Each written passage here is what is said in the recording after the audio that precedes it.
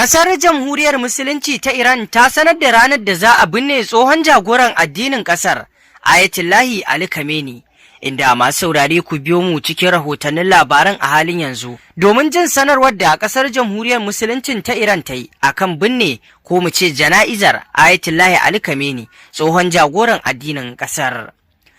Ƙasar Iran ta sanar da cewa za a binne tsohon jagoran Iran ɗin Ali Khamenei a ranar 8 ga watan Yuli na shekara ta 2026, watanni uku bayan mutuwarsa a hare-haren da Amurka da Isra'ila suka kai masa.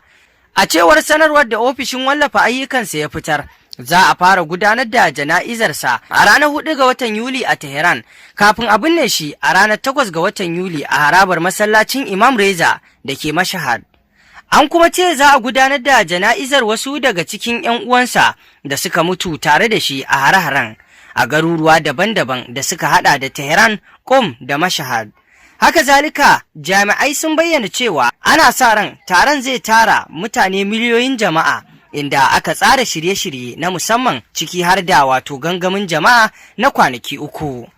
Wannan shi yake ƙara tabbatar da cewa waɗanda suke ganin cewar Ayatullahi Ali Khamenei wato bai mutu ba a kashe shi ba, kawai ƙasar Iran ta ɓoye shi ne, to wannan shi ne zai ƙara tabbatarwa da wanda suke kokonto cewa Ayatullahi Ali Khamenei ya riga ya yi shahada. Tabbas wannan jana'iza tasa za ta tara miliyoyin mutane, wanda a iya yanzu ba za a iya iyakance adadin mutanen da wannan jana'iza za ta tara ba. Hasali ma shi ya sanya ƙasar Iran ta ɗaga jana'izar tasa har sai an samu lokacin da ya dace, domin za a tara miliyoyin mutane, wanda ya kamata a ce ba a halin yakin za a yi wannan jana'iza ba, inda a yanzu sai da aka dakatar da yaƙi aka cimma yarjejeniya tsakanin Iran da Amurka, sannan ƙasar Iran ɗin ta sanya lokaci da za ta gudanar da wannan jana'iza. Sai mu ce Allah ya ji kansa ya masa rahama.